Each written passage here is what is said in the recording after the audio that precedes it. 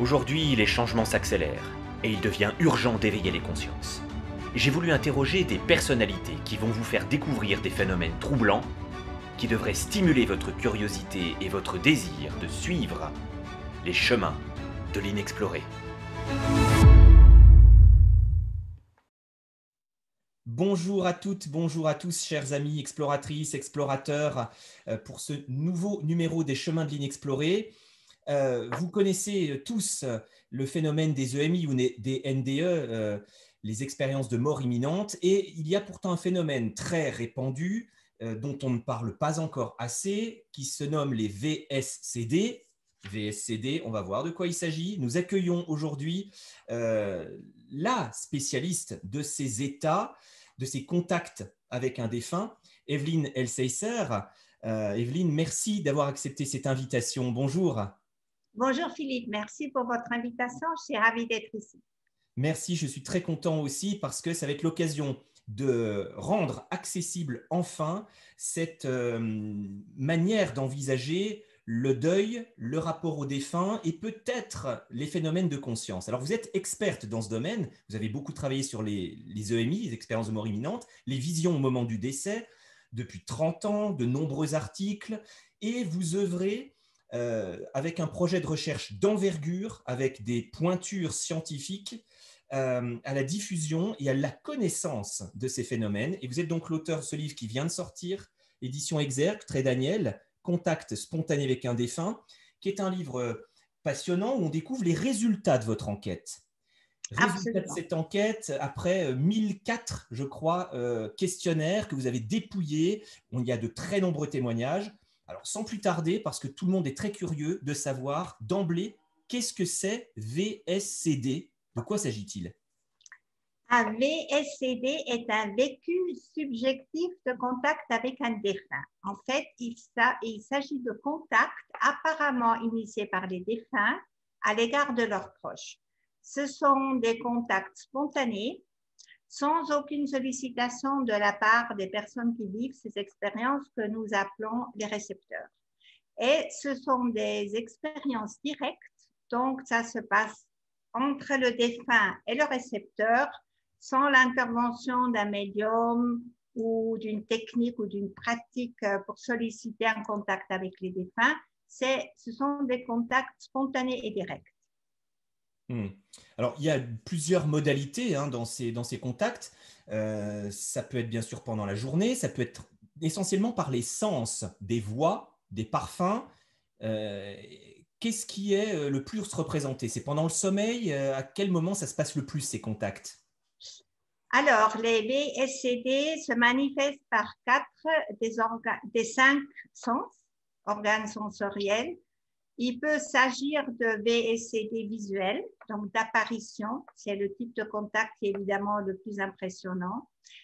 Les VSCD tactiles, quand les récepteurs ont l'impression d'être touchés par le défunt, ils sentent par exemple un baiser sur la joue, ils sentent par exemple la main du défunt qui saisit la leur.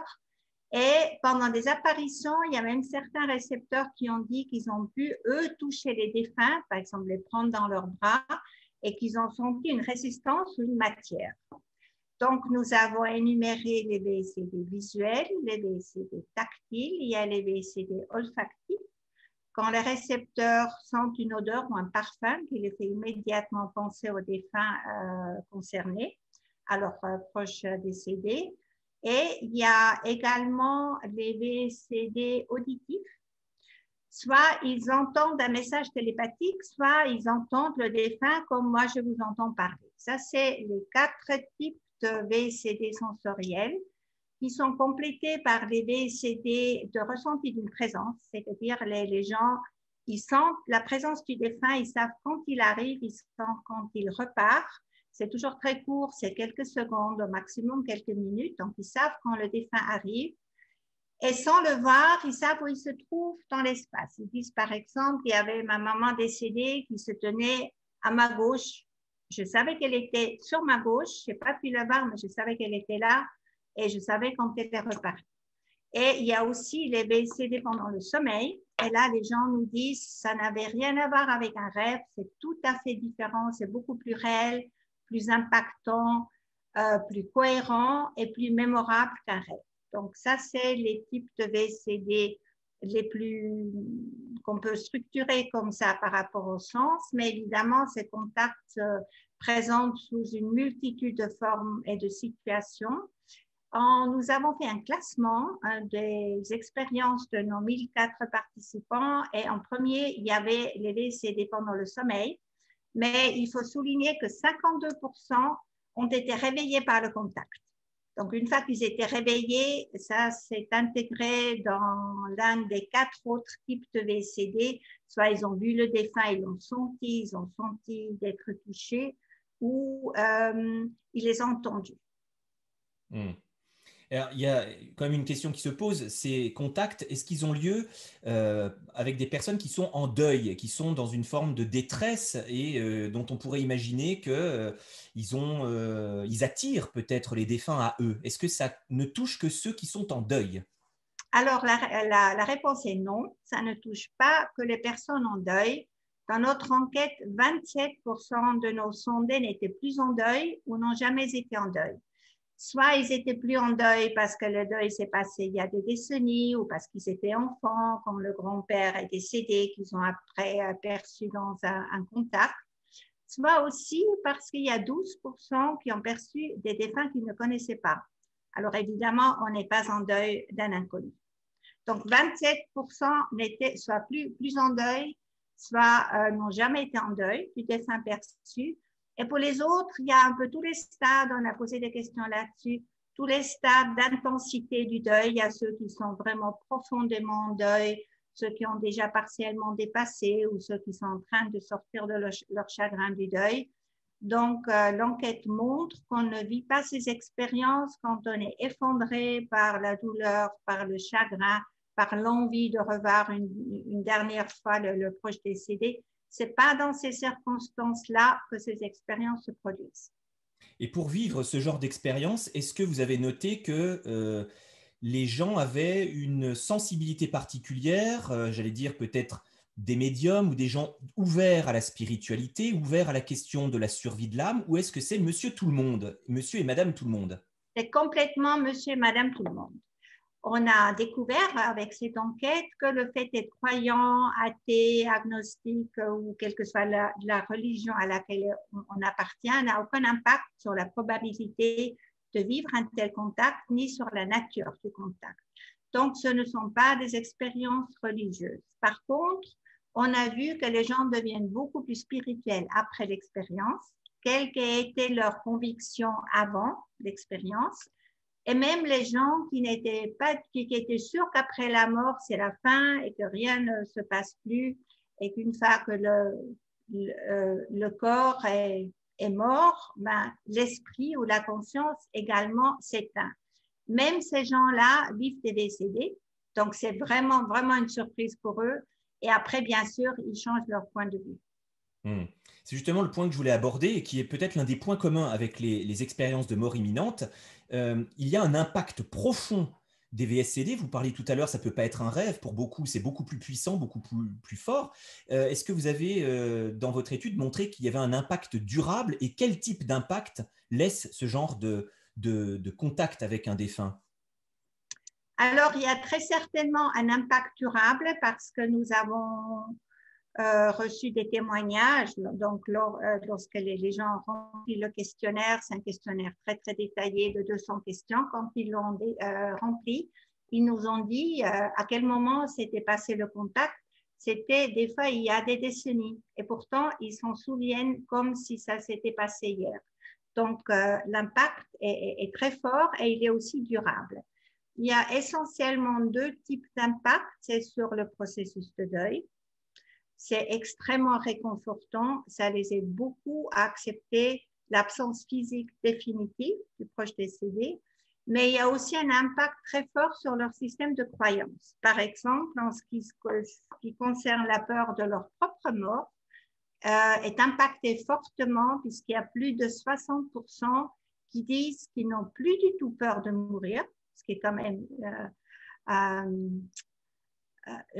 constat fort de leur part. On sait à quel point la peur de la mort est ancrée en nous et quand même est dans notre inconscient tout le temps. C'est quelque chose qui nous accompagne dans notre quotidien tout le temps, même si on n'en est pas conscient. Donc, soit ils disent qu'ils n'ont plus peur du tout ou ils disent qu'ils ont beaucoup moins peur. Donc, l'impact sur les croyances est très, très fort. Et on a demandé aussi, est-ce que maintenant vous croyez qu'il existe une vie après la mort? Alors, une très grande majorité ont dit oui. Maintenant, on y croit. Certains n'étaient pas sûrs encore et 1% seulement ont dit non, il n'y a pas de vie après la mort. Donc, vous voyez, l'impact est très, très fort.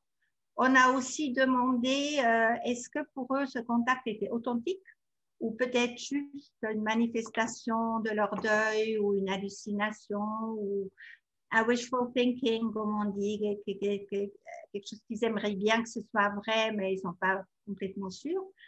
Alors, on a vu qu'immédiatement, après le contact, 77% ont dit qu'ils sont sûrs, sans aucun doute, complètement persuadés que le contact était authentique. Et après, on a demandé, et maintenant, au moment où ils remplissaient le questionnaire, avec le passage du temps, avec le recul, quel est votre avis maintenant? Et là, c'est très étonnant parce qu'il y a 90% qui ont dit, je suis absolument sûre que ce contact était réel.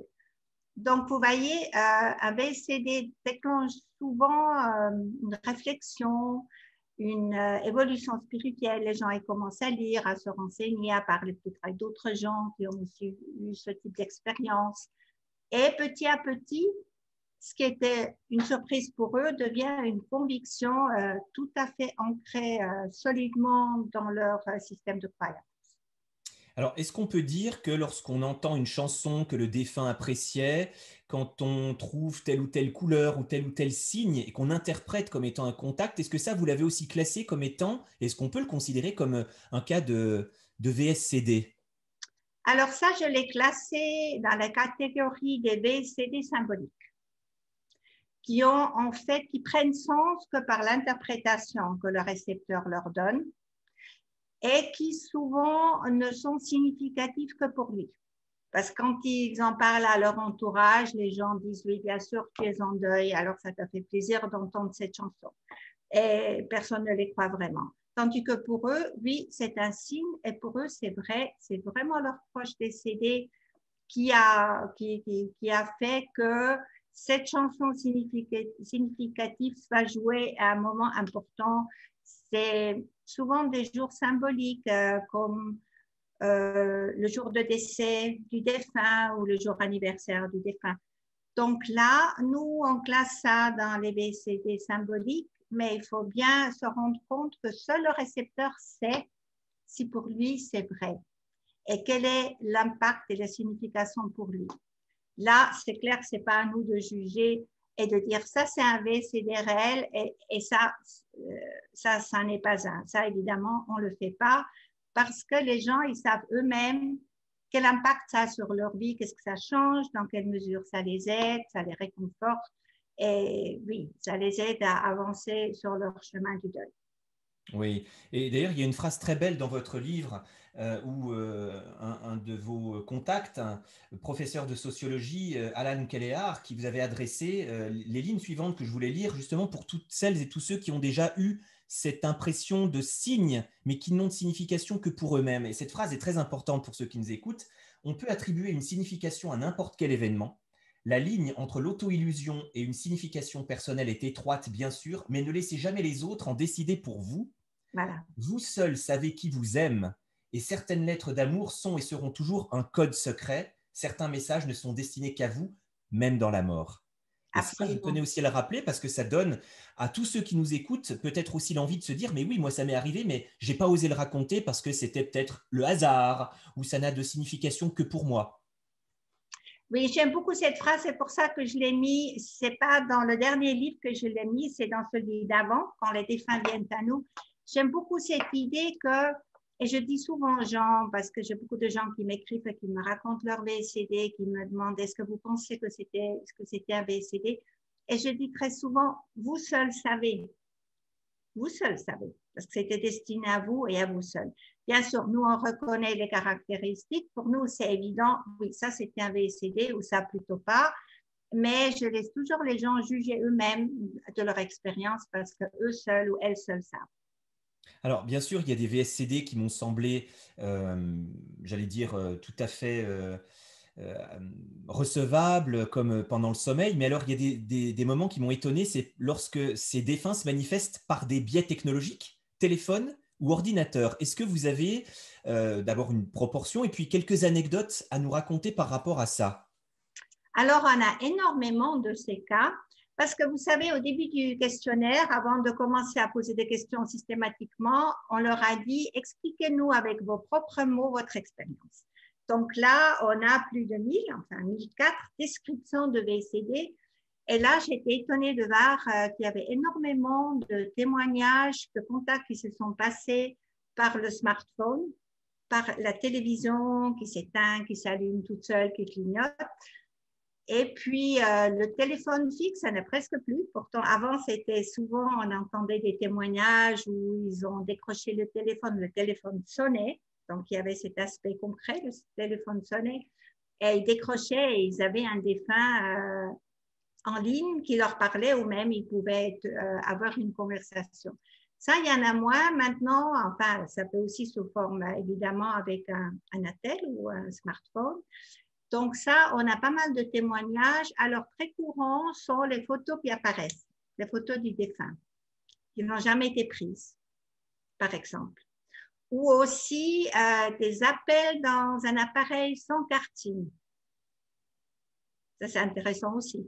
Ce qui est absolument incroyable. On c'est imagine... impossible de recevoir un appel. Voilà. Et donc, voilà, ils interprètent ça comme c'est un appel du défunt. Donc, effectivement, on a, et puis aussi dans cette catégorie des VCD se manifestant par des phénomènes physiques inexpliqués, on a aussi un grand classique, c'est les lumières, donc les lampes qui s'allument, qui s'éteignent ou qui clignotent. Ouais. Ça, c'est très, très courant. Donc oui, effectivement, on a tous ces phénomènes-là et maintenant souvent par les nouvelles technologies. Par ordinateur, j'ai eu un seul cas sur 1004, donc c'est pas beaucoup, mais c'est peut-être aussi une coïncidence. Mais oui, oui, il y a de nouvelles manières apparemment pour les défunts de se manifester et d'être aperçus. Et ils utilisent les nouvelles technologies. Oui.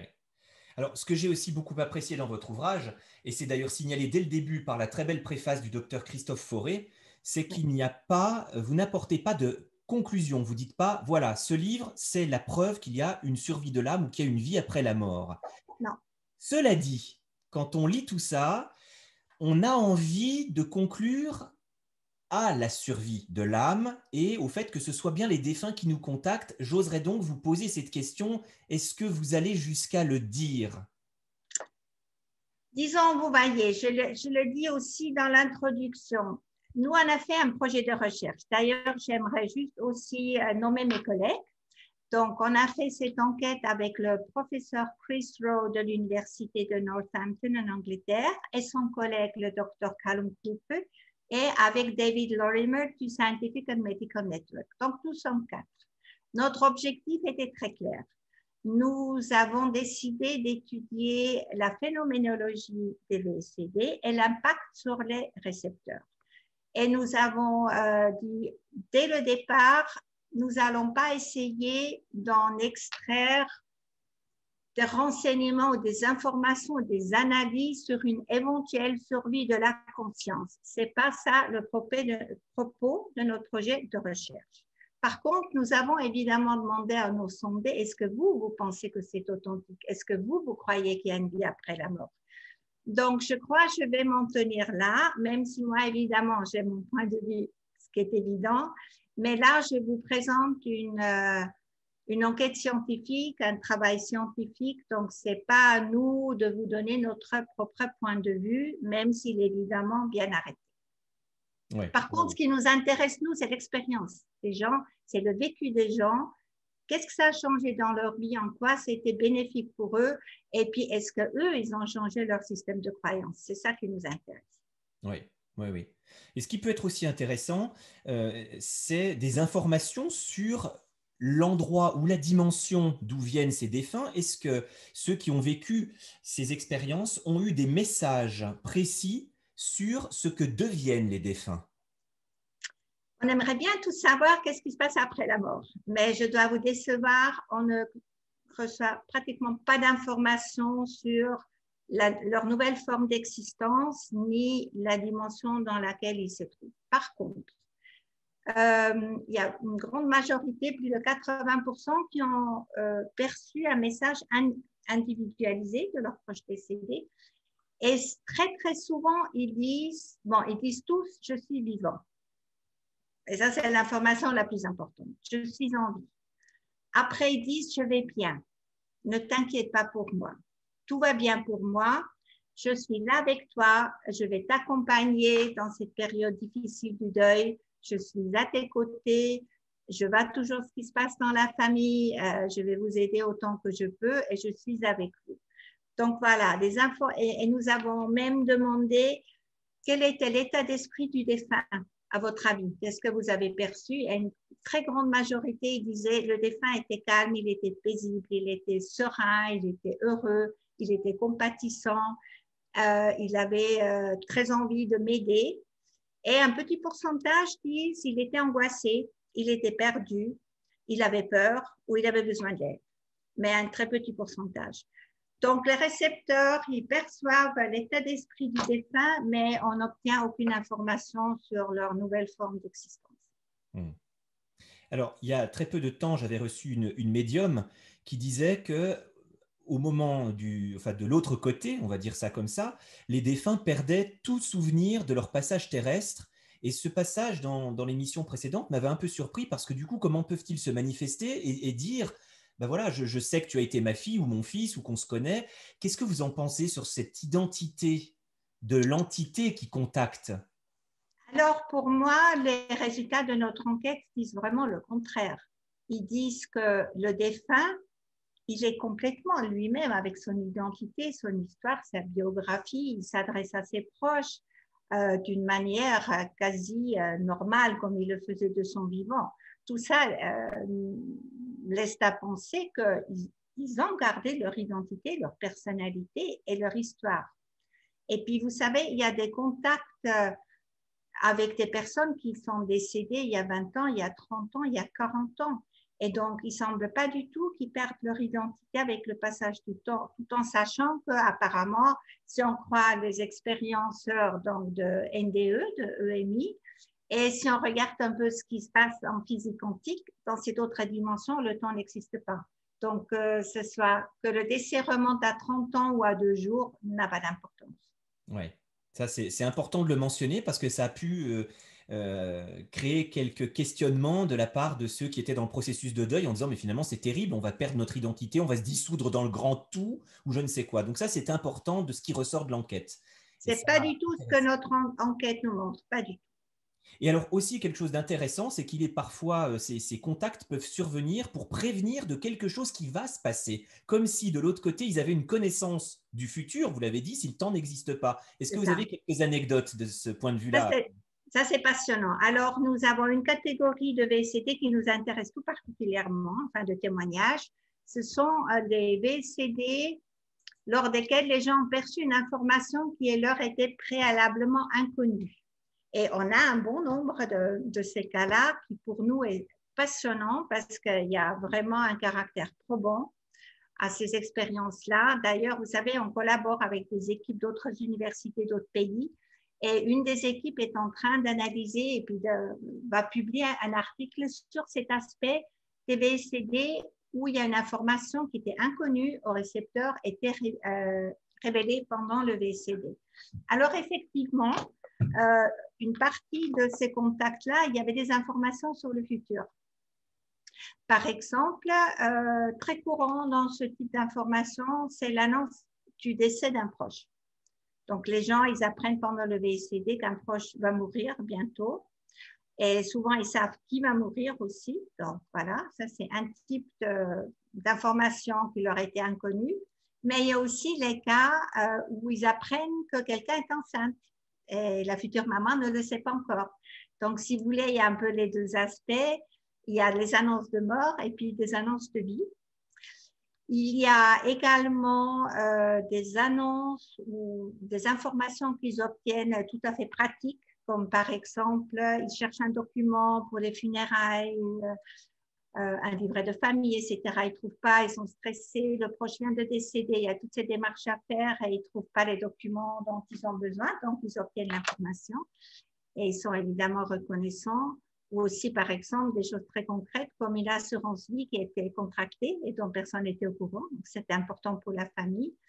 Mais il peut s'agir aussi, je pense, à une femme qui avait perdu une bague qui lui était très importante parce que c'était une bague de sa grand-mère. Elle ne la trouvait pas, elle était très triste parce qu'une de ses petites filles avait joué avec ses copines et puis la bague était perdue. Et lors d'un VCD, elle a appris l'emplacement de la bague. Donc, vous voyez, ça, c'est des informations qu'on peut vérifier tout de suite. Donc, elle a dit, ah oui, elle est là, effectivement, je n'aurais jamais pensé chercher là. Donc, voilà, il y a des informations tout à fait pratiques et des informations aussi qui concernent la vie des gens, comme le décès, les naissances, des difficultés à venir. Et ça aide aussi, par exemple, une femme a appris lors d'un VCD que son mari allait tomber malade d'un cancer et que ça allait être très difficile. Et effectivement, quelques semaines après, ils ont vu que c'était vrai, il avait un cancer. Et ça l'avait aidé, donc c'était son épouse qui a eu le contact, ça l'avait aidé déjà à se préparer un peu psychologiquement à cette annonce, à ce choc et à bien accompagner son mari. Voilà. Ce n'est pas toujours des informations joyeuses, mais ce sont des informations qui font partie de notre vie. Alors, sans sortir du sujet, mais tout de même, ça pose question parce que si ces défunts sont capables de dire il va se passer ceci, il va se passer cela, philosophiquement, ça nous dit mais tout est déjà écrit. Quelle est notre part de libre arbitre? C'est une question qui se pose.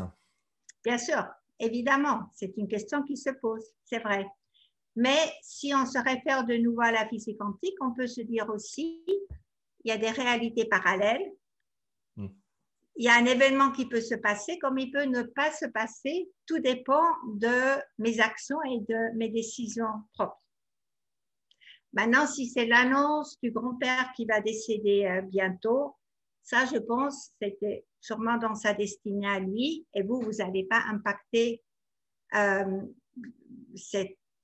fait qu'il va mourir bientôt. Mais c'est possible que pour votre propre vie, votre libre arbitre est quand même là, sans qu'on s'en rende compte, parce que ça dépend quand même toujours de nos actions et de nos décisions. Mais si vous voyez un événement dans votre futur et qui va se réaliser, c'est que c'était écrit, effectivement. Ça pose ce problème-là du libre arbitre, et là, ça devient une question philosophique. Je suis d'accord avec vous. Ouais. Peut-être qu'il y a les deux, hein. Il y a des grands rendez-vous incontournables qu'on ne peut pas éviter, et puis d'autres où les routes du temps peuvent bifurquer. C'est peut-être ça. Et puis l'entre-deux, oui, où on aurait une certaine marge de manœuvre, et là, ça dépendrait entièrement de nous. Mais les grandes étapes, comme par exemple lors de notre mort, je pense aussi, sont déjà fixées, mais on peut quand même manœuvrer pas mal au courant de ce vie entre ces étapes préétablies. C'est possible. Mais là, vous savez, notre enquête ne dit rien là-dessus, parce que nous, on a fait une enquête scientifique, on a des données, on a une énorme quantité de données, parce que rien que pour la description au début du questionnaire où les gens décrivent avec leurs propres mots leur expérience, nous avons plus de 2 millions de mots, rien que pour ça. Donc, c'est vraiment l'enquête la plus large, la plus importante jamais effectuée mondialement. Donc là, nous avons un trésor de données que nous allons petit à petit analyser. On a fait déjà toute l'analyse quantitative, maintenant qui est donc présentée dans mon ouvrage. Maintenant, il reste encore une bonne partie de l'analyse qualitative à faire. Oui, on insiste, hein, on est là sur un travail très rigoureux, porteur d'avenir, novateur et d'une envergure mondiale qui mérite d'être partagé, diffusé largement. C'est pour ça que je compte sur vous, chères téléspectatrices, chers téléspectateurs, pour partager cette vidéo. Et puis aussi, je mettrai en commentaire l'adresse d'Evelyne, parce que si vous avez vous-même vécu ce genre d'événements, je crois que vous recueillez encore d'autres témoignages Absolument, pour enrichir absolument. cette base de données. Absolument, oui, oui. Alors, je suis toujours ravie quand les gens m'écrivent à mon adresse email qui est également sur mon site web et je réponds toujours et j'ai toujours énormément de plaisir de partager avec les gens qui se donnent la peine de m'écrire. En ce qui concerne la fréquence de ces expériences, j'aimerais peut-être encore ajouter que ce sont des expériences vraiment très communes, très courantes, puisque la recherche montre qu'il y a entre 50 et 60% des gens de la population qui vivent des VSCD, qu'ils soient en deuil ou non. Ça, c'est intéressant à souligner. Et dans ce contexte, je peux aussi dire qu'il y a 12% qui ont perçu des défunts inconnus. Ça, c'était une grande surprise pour nous. On ne s'attendait pas à ça. Donc, les grandes leçons de cette enquête, c'est l'effet bénéfique sur le deuil. Les VSCD sont par nature thérapeutiques parce ils apportent aux endeuillés ce dont ils ont besoin. Et notamment ce lien intérieur qui continue avec le défunt. C'est clair qu'il n'est plus là, qu'elle n'est plus là, ils ne reviendront pas. On ne va plus jamais le revoir dans leur corps physique et ça, c'est une douleur très, très grande. Et c'est un fait, mais le lien intérieur, il persiste, il perdure. Et les VSCD sont une très belle illustration de ce lien intérieur qui est là, qui perdure et qui ne s'arrête pas. Donc, un impact très fort et très important sur le deuil, un impact très fort sur le système de croyance et une belle expérience. Il y a plus de 90% qui ont dit qu'ils sont très, très heureux d'avoir vécu cette expérience. À laquelle ils ne s'attendaient pas du tout. C'est ça, vous voyez, c'est spontané. Ce ne sont pas des gens qui vont vers un médium dans l'espoir d'avoir un contact avec le défunt, c'est une autre démarche. Là, les gens, ils n'espèrent rien, ils s'attendent à rien et ils reçoivent ça vraiment, vraiment comme un cadeau. Et justement, la question, elle porte sur la suite de ce contact. Est-ce que certains vont quand même voir ensuite des médiums pour corroborer l'information? Comment ils vivent? Est-ce que ça, vous avez des informations sur la suite et sur le recours à la médiumnité éventuelle? Oui, nous avons posé cette question. On a posé près de 200 questions, donc on a posé aussi celle-là. Effectivement, on a demandé ce que vous aviez l'habitude de contacter des médiums avant votre contact. Il y avait un petit pourcentage, je ne sais pas en tête, mais peut-être un quart qui allait de temps en temps vers un médium. Et nous avons dit maintenant, après votre VSCD, est-ce que vous avez décidé de retourner vers un médium? Alors oui, il y avait une petite augmentation de personnes qui ont consulté un médium, mais ce n'était pas une frénésie de consultation, pas du tout. On a demandé combien de fois vous avez visité un médium, c'est entre 2 et 5 ou 6, mais sur plusieurs années.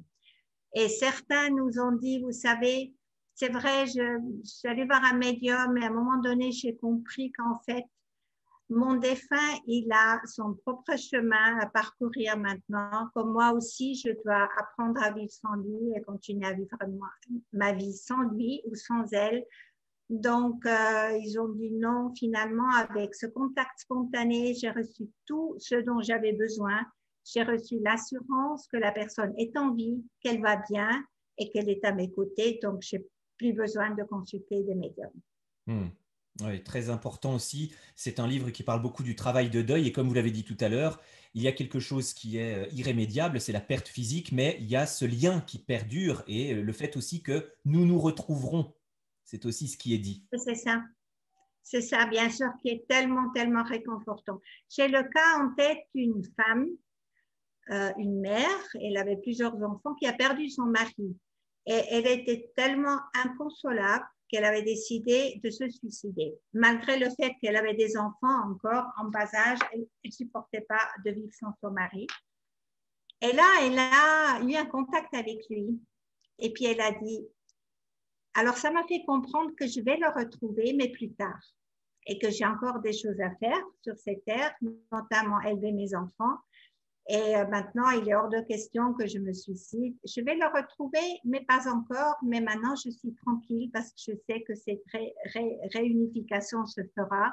Donc, je peux continuer à vivre ma vie. Donc, vous voyez, ce sont quand même des témoignages fort. Témoignage très fort.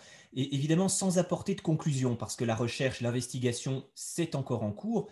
Est-ce qu'on peut malgré tout imaginer, de manière négative, que tout ça serait une fonction du cerveau encore inconnue, un cerveau super puissant, donc capable de voir les événements en avant, de susciter des manifestations physiques, et que finalement, ça pourrait aussi montrer qu'il n'y a rien derrière? Est-ce que ça, c'est quelque chose qui serait possible selon vous?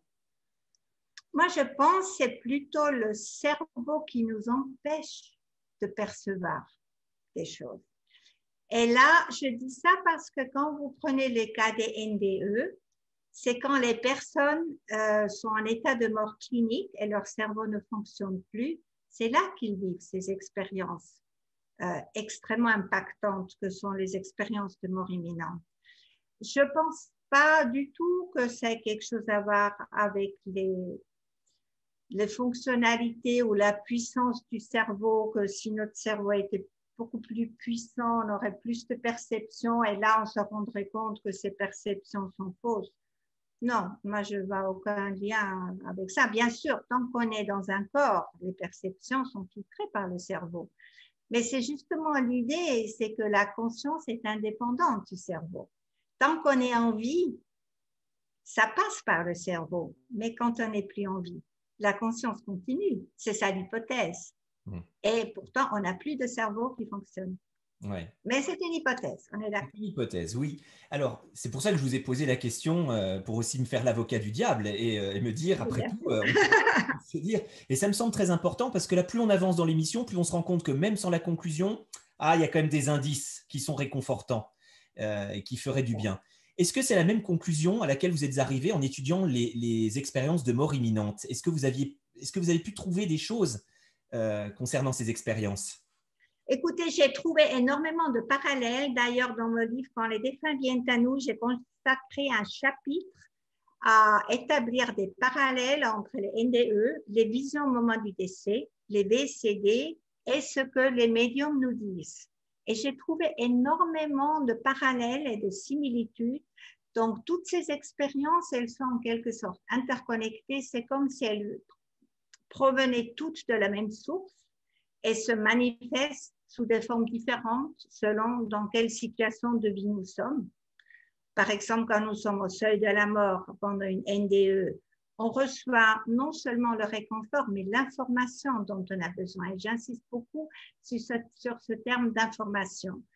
Quand on est sur le point de mourir réellement, on peut avoir une vision au moment du décès où on perçoit des proches décédés dont la mission apparemment consiste à venir chercher les mourants et à les aider à franchir le pas.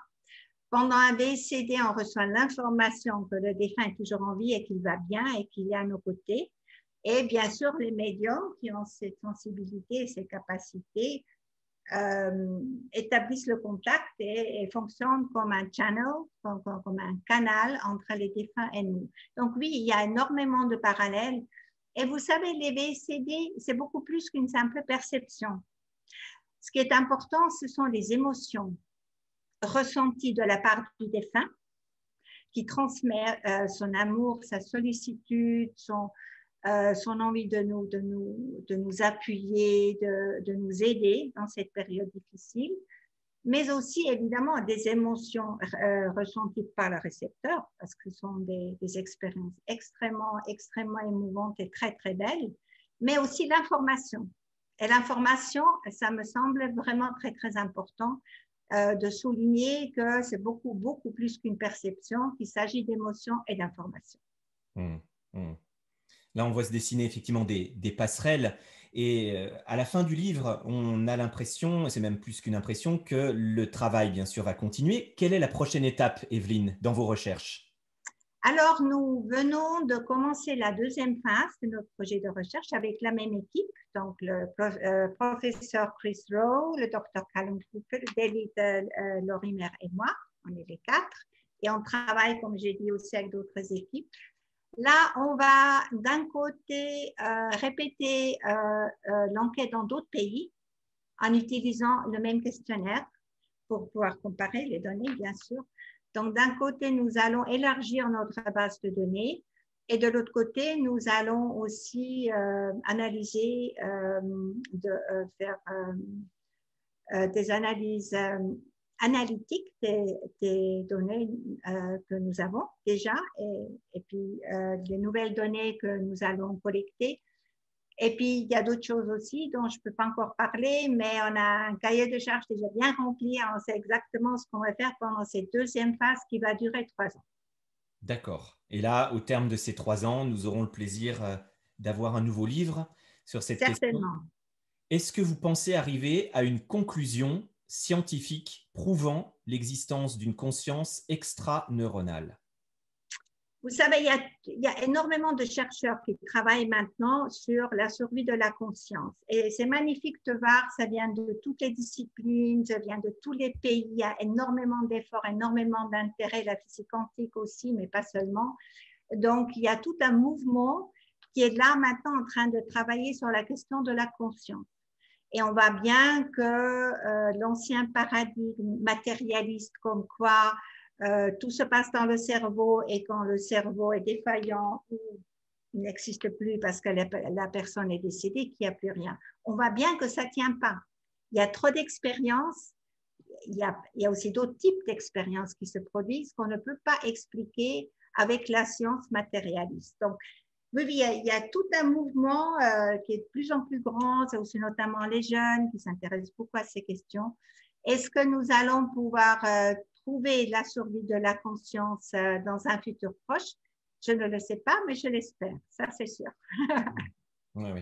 Alors peut-être c'est aussi l'hypothèse qu'on n'a pas à le savoir. Certains disent, mais on est aussi sur Terre pour ne pas avoir la conclusion ni la certitude, et c'est ce qui fait d'ailleurs tout le sens de la vie sur Terre. Je ne sais pas ce que vous faites de cette idée. Vous savez, c'est intéressant.